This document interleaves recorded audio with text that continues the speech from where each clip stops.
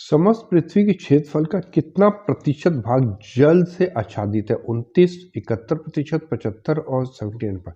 तो इसका उत्तर है बी 71%। कुल क्षेत्रफल के 71% भाग पे जल है। उत्तरी गोलार्ध में जलमंडल का विस्तार का प्रतिशत कितना? ए 60%, बी 63%, सी 60.7%, डी 80.9%। तो इसका उत्तर है सी 60.7%। इस मानचित्र को आप ध्यान से देखिए, ये क्या है? इक्वेटर है बीच का, विषुवत रेखा, ये जो डॉट डॉट लाइन देख रही है, तो ये पूरा भाग क्या उत्तरी गोलार्ध है। तो उत्तरी गोलार्ध के कितने प्रतिशत में? 60%, 61% भाग में क्या है? जल का विस्तार है। बाकी भाग पे क्या है? स्थल का विस्तार देखने को मिलता है। दक्षिणी गोलार्ध में जलमंडल का विस्तार का प्रतिशत कितना है? ए 60%, बी 63%, सी 80.9% और डी 82.8%। तो इसका आंसर है सी 80.9%। अब इस उत्तर के लिए आप इस मानचित्र को देखिए, ये है बीच का भूमध्य रेखा है, ये भूमध्य रेखा है और ये पूरा क्या है? दक्षिणी गोलार्ध का भाग है। तो इसके कुल भाग के कितने प्रतिशत पे जल का विस्तार है? 80.9% भाग पे जल का विस्तार है। और उत्तरी गोलार्ध में कितना था? 60.7 और दक्षिण गोलार्ध में 80.9, करीब करीब 81% भाग में जल का विस्तार है। इसका मतलब उत्तरी गोलार्ध की अपेक्षा दक्षिणी गोलार्ध में जल मंडल का विस्तार अधिक है। महाद्वीपों से महासागर की ओर जाने पर महासागरीय निचलों का कौन सा क्रम बिल्कुल सही है? महाद्वीपीय मग्नतट, गहन सागरी मैदान, महाद्वीपीय मग्न ढाल, महासागरीय गर्त। गहन सागरी मैदान, महासागरी गर्त, महाद्वीपीय मग्न तट, महाद्वीपीय मग्न ढाल। महाद्वीपीय मग्न ढाल, महाद्वीपीय मग्न तट, गहरे सागरी मैदान और महासागरी गर्त। महाद्वीपीय मग्न तट, महाद्वीपीय मग्न ढाल, गहरे सागरी मैदान और महासागरी गर्त। तो इसका देखिए उत्तर क्या है? इसको यदि हम ध्यान से देखा जाए, इस चित्र को एक चित्र बनाते हैं ये इस तरह लेके, तो सबसे पहले क्या है? महाद्वीपीय मग्न तट आता है, फिर ढाल आता है और फिर गहर सागरी मैदान आते हैं। ये क्या हो गया? महाद्वीपीय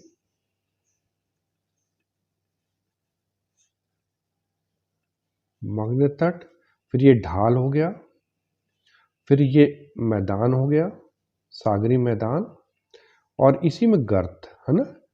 लेकिन ज़्यादातर जान लीजिए कि जो गर्त होते हैं वो महाद्वीपीय मग्न तट के, लेकिन यहाँ पे जो सीक्वेंस बताया गया है वो महाद्वीपीय मग्न तट, महाद्वीपीय मग्न ढाल, गहरे सागरी मैदान और महासागरी गर्त।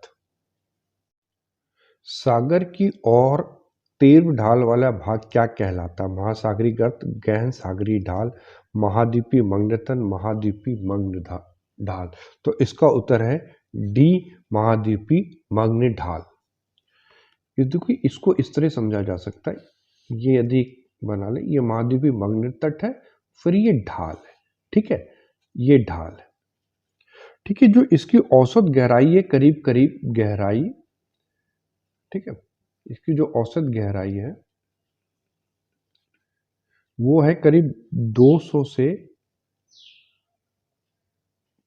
यहाँ पे हम इस तरह और कर लेते हैं,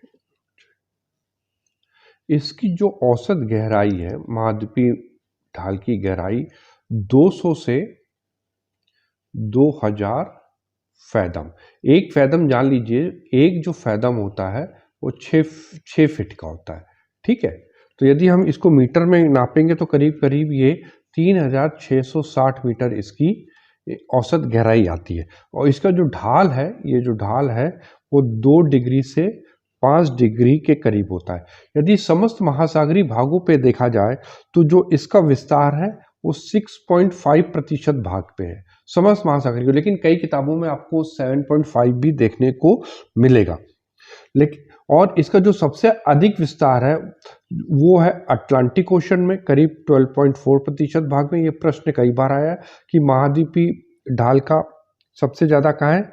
अटलांटिक महासागर में, फिर है पैसिफिक ओशन में 7% के करीब है, और फिर ये इंडियन ओशन में 6.5 है। जान लीजिए कि महाद्वीपीय मग्न ढाल पे ही अंतर सागरी कनराएं पाई जाती। क्या कहा जाता है इसको? अंतर सागरी कंदराएं पाई जाती हैं, जिसको हम कैनियंस कहते हैं इंग्लिश में, इसी में पाई जाती है। भूकंप मूल फोकस वो स्थान होता है जहां धरातल पर भूकंपीय लहरों का सर्वप्रथम ज्ञान होता है, जहां से भूकंप की उत्पत्ति होती है। जहां से भूकंप की उत्पत्ति के पश्चात उसकी लहरें ठीक नीचे स्थित स्थान तक यात्रा करके पुनः वापस लौट जाती हैं। उपयुक्त में से कोई नहीं। तो ये मैंने कि हमने पढ़ा है इसको पहले से। जहां पे भूकंप उत्पत्ति होती है उसको हम कहते हैं फोकस, और इसके ठीक 90 डिग्री पे क्या होता है, इपिक सेंटर, है ना। तो इसका उत्तर कौन सा होगा, बी, जहां से भूकंप की उत्पत्ति होती है।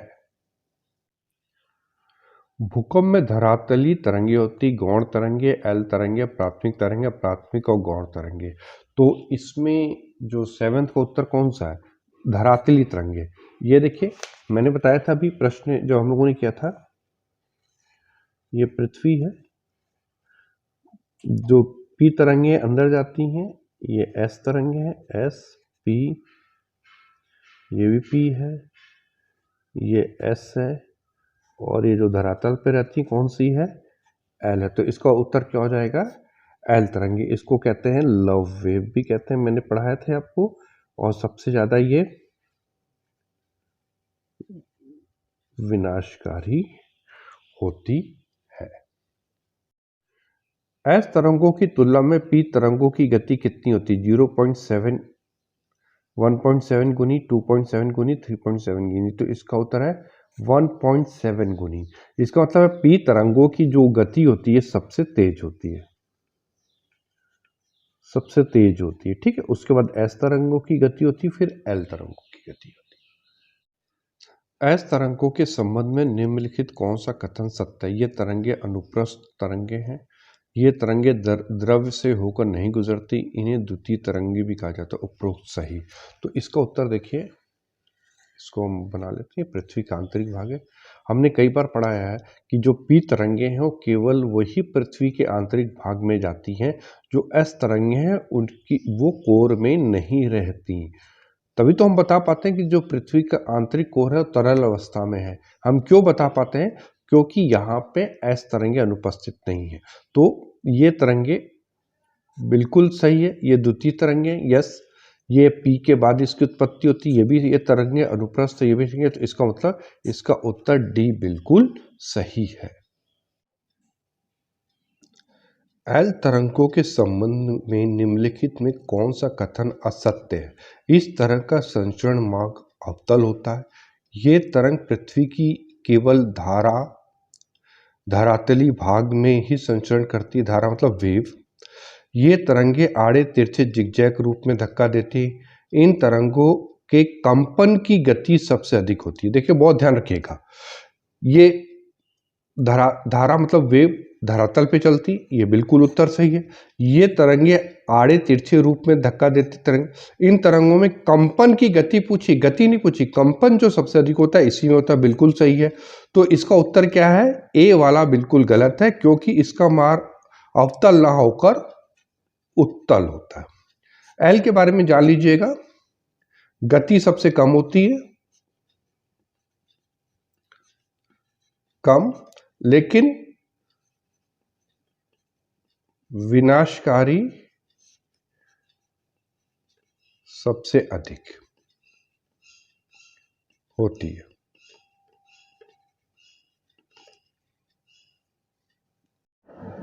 प्रश्न 11, बॉक्साइट के संदर्भ में कौन सा कथन सत्य नहीं है। ये एल्युमिनियम का ऑक्साइड है, ये तो बिल्कुल सही है। ये धारवाड़ संरचनाओं में पाया जाता है, क्वेश्चन मार्क है, नहीं मालूम। ये उड़ीसा का कालाहांडी कोरापुट जिला भारत में बॉक्साइट का सबसे बड़ा क्षेत्र है, ये भी बिल्कुल सही है। झारखंड के पलामू और लोहारदगा में उच्च कोटि का बॉक्साइट पाया जाता है। तो ये इसका उत्तर क्या होगा, बी धारवाड़ संरचना गलत है। ये किस में पाया जाता है, ये टर्शियरी संरचनाओं में पाया जाता है। क्वेश्चन 12, कौन सा खनिज प्लेसर निक्षेप के रूप में जाता है। प्लेसर मतलब जो जमाव होता है। ए लोहायस, बी सोना, सी जस्ता, डी ग्रेफाइट। इसका उत्तर क्या है, बी सोना। ये प्लेसर रूप में पाया जाता है। धारवाड़ की संरचनाओं में पाया जाता है, ध्यान लीजिएगा, धारवाड़ की संरचनाओं की शैलों और नदियों के बालू में प्लेसर निक्षेप के रूप में पाया जाता है। यदि आप देखेंगे तो सोना जिस तरह हम देखता है उस तरह नहीं आता, बल्कि छन छन के छोटे छोटे टुकड़ों में आता है और ये बालू के साथ होता है, और नदियों से इसको जब निकाला जाता है तो पानी के से इसको अलग कर लिया जाता है और बालू अलग कर ली जाती है, तब सोना पाया जाता है। तो ये सोना कौन सा है? प्लेसर निक्षेप के रूप में पाया जाता है। 13वां प्रश्न, हिंदुस्तान जिंक लिमिटेड किस शहर में अवस्थित है? एक खेतड़ी, बी जमशेदपुर, सी में भी जमशेदपुर ही लिख गया है, कोई बात नहीं, और डी उदयपुर। तो इसका मतलब है कि इन तीन ऑप्शन में कौन सा ऑप्शन सही है? डी उदयपुर इसका बिल्कुल सही आंसर है। और ये जो हिंदुस्तान जिंक लिमिटेड है, इसकी स्थापना कब हुई थी? 10 जनवरी 1966 को हो गई थी। बाद में भारत सरकार ने इसको 2003 में इसको बेच दिया था, किसको? वेदांत लिमिटेड को इसको बेच दिया गया था। और हिंदुस्तान जिंक लिमिटेड, जिसके विषय में हम लोग यहाँ पढ़ रहे हैं, ये दुनिया की दूसरी सबसे बड़ी जस्ता उत्पादक कंपनी है। और जो दुनिया की सबसे बड़ी जस्ता उत्पादन कंपनी है गैलनोर है, ये स्विस कंपनी है, स्विट्जरलैंड की कंपनी है। और जो यदि विश्व में यदि इनका उत्पादन देखा जाए तो सबसे बड़ा उत्पादक कौन सा है? चाइना है, फिर ऑस्ट्रेलिया है, और फिर पेरू है। और भारत में इसका सबसे बड़ा जो उत्पादक है वो कौन कौन सा है? राजस्थान है, आंध्र प्रदेश है और मध्य प्रदेश में। तो ये तीन यहाँ पे याद रखिएगा और ये तीन यहाँ पे याद रखिएगा। और हिंदुस्तान जिंक लिमिटेड ये क्या है? दूसरी विश्व की सबसे बड़ी जस्ता उत्पादक कंपनी है। निम्नलिखित शैल क्रमों में कौन भारत का 90% से अधिक कोयला उत्पादन करता है? ए गोंडवाना क्रम, बी धारवाड़ क्रम, सी विंध्यन क्रम, डी टर्शरी क्रम। तो इसका उत्तर क्या होगा? ए गोंडवाना क्रम। धारवाड़ किससे रिलेटेड है? ये मुख्यतः लौह अयस्क से। और टर्शरी में कौन सा पाया जाता है? नवेली कृष्ण का कोयला पाया जाता है, जो तमिलनाडु और राजस्थान में पाया जाता है। उत्तर प्रदेश के किस जिले में यूरेनियम पाया जाता है? ए झांसी, बी मिर्जापुर, सी ललितपुर, डी हमीरपुर। इसका उत्तर क्या है? सी ललितपुर में यूरेनियम के भंडार पाए गए हैं। 16 क्वेश्चन, निम्नलिखित में कौन सा कथन असत्य है? भूपटल द क्रस्ट की औसत मोटाई लगभग 33 किलोमीटर है।